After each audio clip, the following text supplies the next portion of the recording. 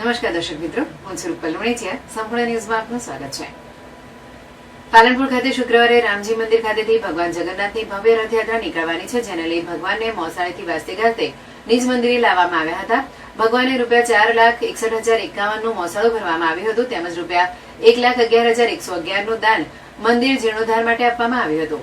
Police દ્વારા પણ સમગ્ર રૂટનું પેટ્રોલિંગ કરી ચકાસણી કરવામાં આવી હતી, તેમજ રથયાત્રા દરમિયાન કોઈ અનિચ્છનીય બનાવ ન બને તે માટે સંવેદનશીલ વિસ્તારમાં 15 જેટલા ધાબા પોઈન્ટો આપવામાં આવ્યા છે.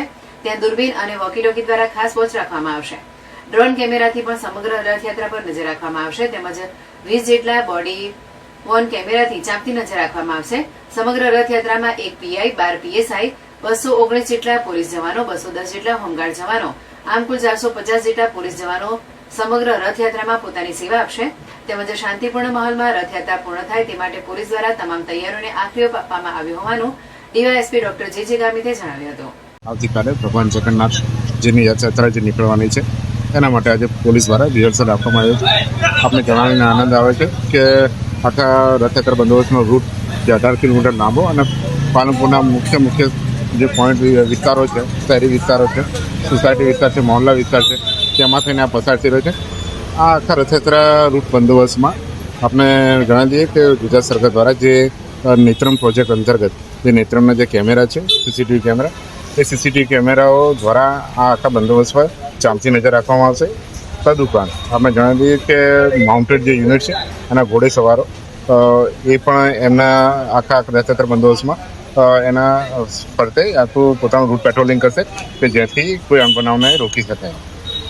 તદુપરાંત આખા જે રથયાત્રા બંદોબસ્ત છે જેમાં 5 પીઆઈ, 12 પીએસઆઈ, 219 જેટલા પોલીસ જવાનો અને 210 જેટલા હોમગાર્ડ, આમ ટોટલ 450 જેટલા પોલીસ જવાનો આ સમગ્ર રથયાત્રા બંદોબસ્તમાં પોતાની સેવા આપશે અને ભગવાન જગન્નાથની જે રથયાત્રા છે એ શાંતિપૂર્ણ રીતે પૂર્ણ થાય તે માટે બનાસકાંઠા જિલ્લા પોલીસ પ્રયત્નશીલ છે.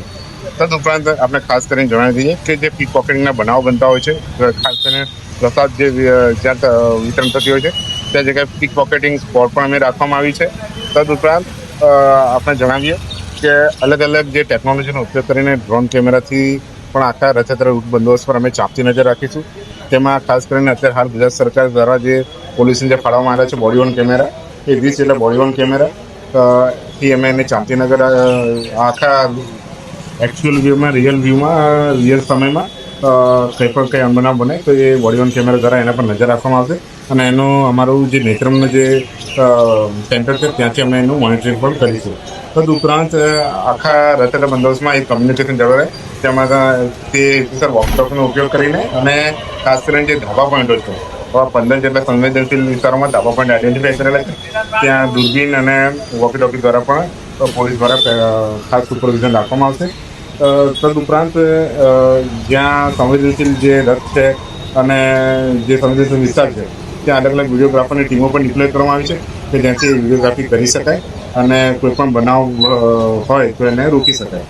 આમ આ સમગ્ર રથયાત્રા બંદોબસ્તમાં પાલનપુરમાં બનાસકાંઠા પોલીસ અત્યારે હાલ સજ્જ છે અને કોઈ પણ અનબનાવ બનશે કે કંઈ પણ હશે તે બાબતે હાલથી જ બોમ્બિંગ કરવાનું બનાસકાંઠા પોલીસે શરૂ કરી દીધું છે. આભાર.